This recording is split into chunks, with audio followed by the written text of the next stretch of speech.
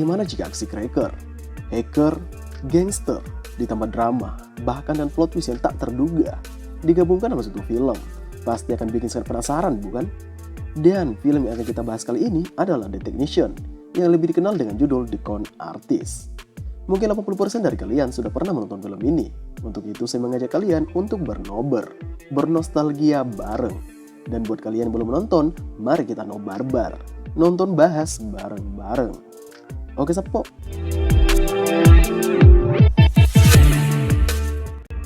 Rolling action. Film dibuka dan memperlihatkan aksi pembobolan berangkas di sebuah perusahaan besar bernama KDB Group. Aksinya pun nyaris sempurna setelah sebelumnya dia telah memutuskan kabel penghubung listrik dan CCTV, membuat para pengawal teralihkan ke sana untuk memeriksanya. Namun karena jendela yang dia masuki dibiarkan tetap terbuka, membuat para pengawal di ruangan kendali mendeteksi adanya penurunan suhu, menandakan penyusup telah masuk. Alarm pun langsung dibunyikan. Sementara para pengawal baru berlari ke arah sana, si penyusup itu telah berhasil mendapatkan targetnya, yang merupakan patung antik dan sudah kabur melalui saluran udara lalu melompat dari atas atap yang tersebut dengan mengatakan bahwa dia mempunyai plan B, yaitu membuat modifikasi palsu dan meminta Dr. Min untuk melelangnya. Mendengar hal itu, Goin pun hanya mengejeknya, karena bagaimana caranya mereka bisa menipu Dr. Min yang merupakan seorang ahli barang antik. Dan benar saja, sesampainya di sana, Dr. Min langsung mengetahui jika barang tersebut adalah palsu dan memanggil para pengawal untuk menangkap mereka. Namun santai aja sih, karena si Jiuk ini sudah mempunyai rencana yang matang. Dirinya telah mengetahui rahasia Dr. Min, yang mana dia pernah menjual vas antik palsu dengan sangat mahal di pelelangan Hong Kong tahun lalu. Jiuk tahu bahwa dia melakukan itu karena hutang perjudiannya. Jadi, daripada kita saling menjatuhkan, bagaimana jika kita bekerja sama saja? Kamu mengaku aja bahwa itu barang asli dan melelangnya. Kamu akan mendapat komisi 20%, jadi kamu untung, saya pun untung. Begitulah kira-kira yang dikatakan oleh Ji-hook. Membuat mereka berdua pun keluar dari tempat itu dengan aman serta wajah yang tampak berseri-seri, menandakan rencana kerjasama mereka telah berhasil. Dan inilah film The Con Artist.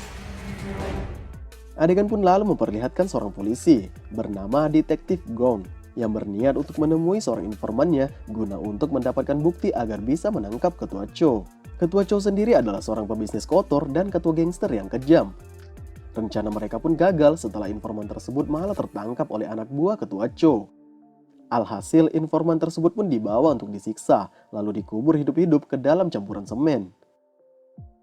Sementara itu di tempat persembunyiannya, Ji-hook sibuk dengan mencetak uang palsu dari alat yang diciptakan oleh Goin. Dia pun berhasil mencetak uang dengan hampir sempurna, sama dengan uang yang asli. Namun masih mempunyai satu kekurangan, yaitu tinta uang palsu yang dicetak akan luntur jika terkena alkohol.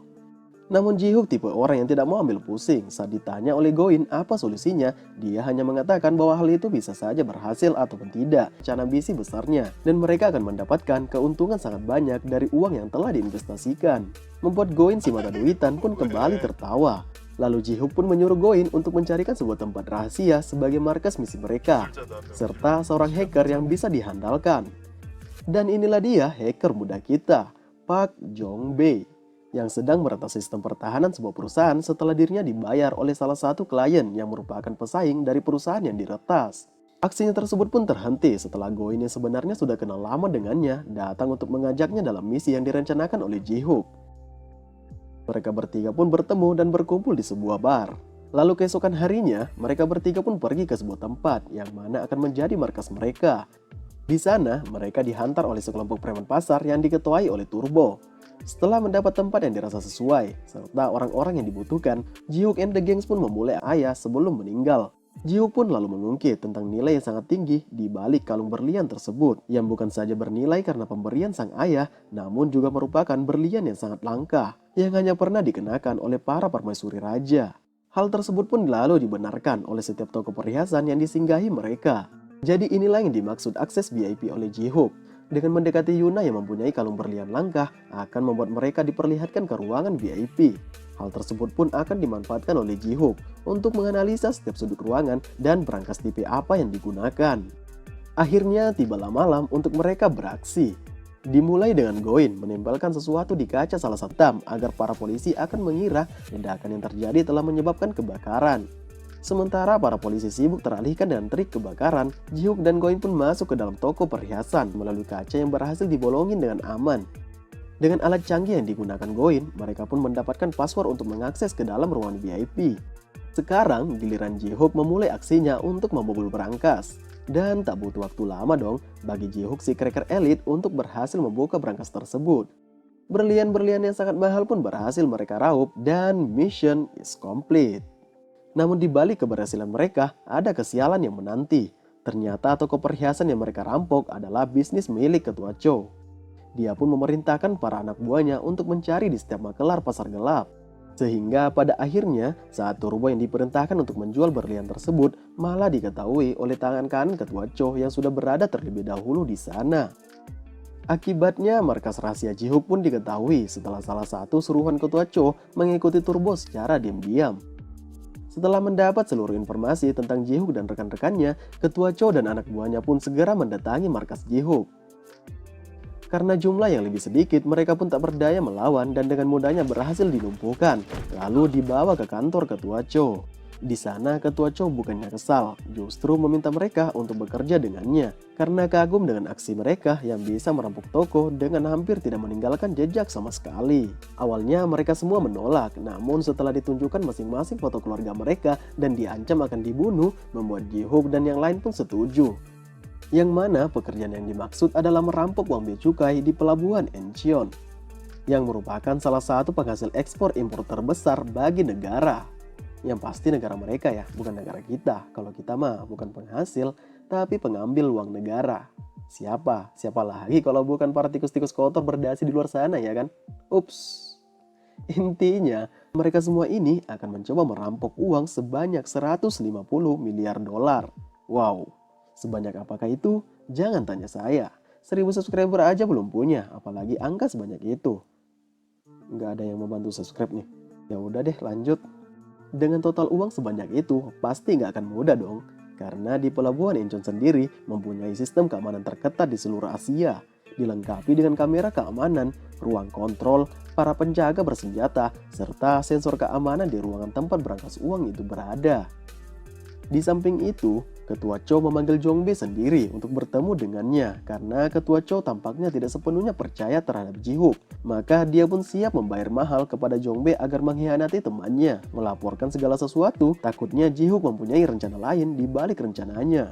Sementara itu, Ji-hook sedang berada di suatu tempat. Dirinya yang ditemani sebotol minuman terlihat sedikit murung sambil mengenang masa lalunya, di mana di tempat yang sama dia juga bersama seorang pria tua, Mr. Oh.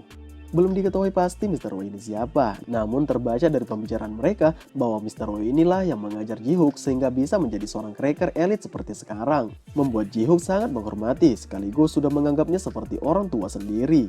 Ji-hook lalu menelpon Yuna untuk mengajaknya bertemu. Mereka pun bertemu di suatu tempat. Di sana Ji-hook mengungkit tentang ayah Yuna yang ternyata adalah Mr. Oh. Dan satu kenyataan yang Yuna belum tahu bahwa selama ini Yuna yang berpikir jika ayahnya meninggal karena kecelakaan ternyata tewas karena dibunuh. Lalu kita pun akan flashback di mana saat itu Ji-hook yang sedang minum di atas atap bersama Mr. Oh mendapati bahwa minuman keras yang mereka miliki telah habis. Sehingga Ji-hook pun memutuskan untuk pergi membeli lagi, jatuh di bawah. Namun saat bersamaan dia juga melihat seseorang yang selama ini dia percayai adalah orang seruan Ketua Chow. Berbicara tentang Ketua Chow, tampak dirinya juga sudah mengetahui bahwa Yuna ternyata adalah anak dari Mr. Oh yang telah dia bunuh. Dan dia juga mengetahui bahwa selama ini Ji-hook sudah lama mengincarnya. Tak mau Ji-hook mengacaukan rencana perampokannya, ditambah dia juga masih membutuhkan Ji-hook, dia pun mengutus suruhannya untuk menculik Yuna dan mengurungnya di suatu tempat agar bisa mengontrol Ji-hook minimal setelah rencana perampokan mereka berhasil. Sementara itu, Ji-hook yang terlihat belum mengetahui bahwa jati dirinya telah terbongkar, ditambah Yuna yang telah diculik masih mengatur rencana untuk menjebak dan menghancurkan Ketua Chow. Namun rencana tersebut malah terbongkar di saat Jong Bae yang sudah berkhianat mendengar pembicaraan mereka lalu melaporkannya kepada Ketua Chow. Kembali kepada rencana perampokan mereka, Ji-hook pun mempunyai rencana, yaitu mereka akan masuk dengan berpura-pura untuk melakukan pemeriksaan kualitas air sebagai perwakilan dari Kementerian Lingkungan Hidup. Di sana mereka akan meletakkan sebuah bom yang telah dirakit oleh Go-in sebelumnya. Hal itu dilakukan setelah merasa bahwa rencana mereka telah matang dan komplit. Akhirnya tibalah hari untuk mereka beraksi. Dimulai dengan Ketua Cho yang masuk menggunakan ID palsu, lalu diikuti dengan Jong Bae yang menyamar sebagai tukang servis jaringan telepon. Jong Bae pun bersembunyi di belakang gerobak sampah sambil menghubungkan data sistem ke ponsel Ketua Cho. Ketua Cho pun memasukkan sebuah password di ponselnya untuk mengaktifkan bom yang telah disimpan sebelumnya. Dan alhasil seperti yang direncanakan, para petugas pun akan sibuk ke tempat ledakan terjadi dan para karyawan yang ketakutan pun pada keluar untuk menyelamatkan diri sendiri. Sementara itu, Ji-hook dan beberapa anak buah Ketua Cho pun masuk dengan menyamar sebagai polisi yang bertugas. Di saat yang bersamaan juga, Jong Bae pun memulai aksinya untuk meretas sistem keamanan di ruangan kendali. Dan seperti yang diharapkan, ruang kontrol pun merasa bahwa ledakan tadi telah menyebabkan error, sehingga terpaksa untuk mematikan lalu memulai ulang sistemnya. Dengan begitu, mereka pun mempunyai waktu sebanyak 40 penjagaan, lalu masuk ke tempat penyimpanan di mana uang berada. Dan inilah dia berangkasnya. Berangkas seri L buatan Israel ini pun membuat Ji-hook cukup memakan banyak waktu saat mengembur lapisan tebalnya. Sedangkan di ruangan kontrol menunjukkan 33 menit sebelum sistem kembali normal. Karena hal itu jugalah Ji-hook hanya mempunyai waktu 10 menit untuk membuka berangkas tersulit itu karena sisa waktunya akan mereka gunakan untuk memindahkan uang sekaligus kabur dari sana. Waktu yang semakin mepet pun membuat semua orang tampak gelisah, apalagi setelah 2 kali percobaan Ji-hook masih gagal. Namun Ji-hook berusaha untuk tetap tenang, lalu kembali mencoba dengan konsentrasi yang tinggi. Hingga pada akhirnya kombinasinya pun terpecahkan dan boom, 150 miliar dolar tepat berada di depan mereka. Jangan terlalu senang dulu, kata si Ketua Cho, karena mereka masih setengah jalan dan tersisa 23 menit untuk mereka memindahkan uang tersebut. Mereka pun memasukkan uang tersebut ke dalam truk, lalu membawanya ke tepi dermaga yang di sana sudah standby sebuah bot untuk membawa kabur uangnya. Dan sementara mereka sibuk memindahkan uang-uangnya, tanpa diduga di sana ada pasukan polisi yang mendekat. Tak mau mereka tertangkap basah, Ji-hook pun berlari agar polisi tersebut teralihkan untuk mengejarnya. Merasa ada yang aneh dengan Ji-hook yang tidak mengikuti rencana awal, bahkan tidak menjawab panggilan dari Ketua Cho, membuat Ketua Cho yang sedari awal mengetahui bahwa Ji-hook akan berkhianat pun berhasil mengikutinya. Ji-hook yang diancam dengan pistol pun bertanya tentang kematian Mr. Oh. Lalu kita pun akan flashback yang ternyata pada waktu itu Mr. Oh adalah rekan kerja Ketua Cho. Dan alasan kenapa Ketua Cho menyuruh anak buahnya membunuh Mr. Oh karena Mr. Oh saat mendengar hal kurang ajar itu langsung meninju muka Jong Bae. Dan tanpa diduga Jong Bae membalas dan menikam lalu meninggalkannya dalam keadaan sekarat. Singkat cerita, terlihat mereka pun telah berhasil keluar dengan aman dan tentu dengan uang yang sangat banyak membuat Ketua Cho pun terlihat sangat bahagia. Namun ekspresi bahagianya pun seketika berubah saat mendapati uang yang dirampok tiba-tiba menjadi kupon uang palsu. Merasa bingung dengan apa yang terjadi, tiba-tiba dirinya mendapati sebuah telepon yang ternyata Ji-hook yang dikira telah tewas ternyata masih hidup. Ji-hook pun mengatakan bahwa dia akan mengirimkan sebuah hadiah yang di saat yang bersamaan juga para polisi pun telah berdatangan. Kok bisa tiba-tiba? Karena gini, masih ingat tidak dengan kerjasama Ji-hook dengan Dr. Min untuk melelang patung antik palsu pura menusuknya dengan darah palsu agar terlihat nyata. Sekali lagi semua itu hanyalah tipuan yang direncanakan oleh Ji-hook untuk memperdaya Ketua Cho. Oh iya, perlu kalian pahami di sini. Dari awal ketika Ji-hook telah mencuri patung antik, merampok toko perhiasan, dan semua yang dilakukan bersama rekan-rekannya hanyalah sebuah strategi agar Ketua Cho mendekatinya. Semua itu dengan tujuan agar membuatnya dipenjara karena telah membunuh Mr. Oh yang sudah Ji-hook anggap sebagai orang tuanya sendiri. Semoga jelas ya. Lanjut. Di sisi lain, karena si Ketua Cho ini orang yang sangat licik, dia pun kabur lewat pintu belakang, sementara para anak buahnya mencoba menahan para polisi.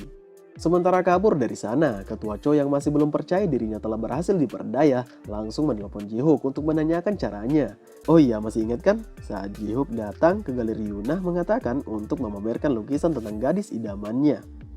Ternyata itu tidak termasuk trik akal-akalan Ji-hook semata, dan di saat ini Yuna pun sadar jika Ji-hook benar-benar menyukainya.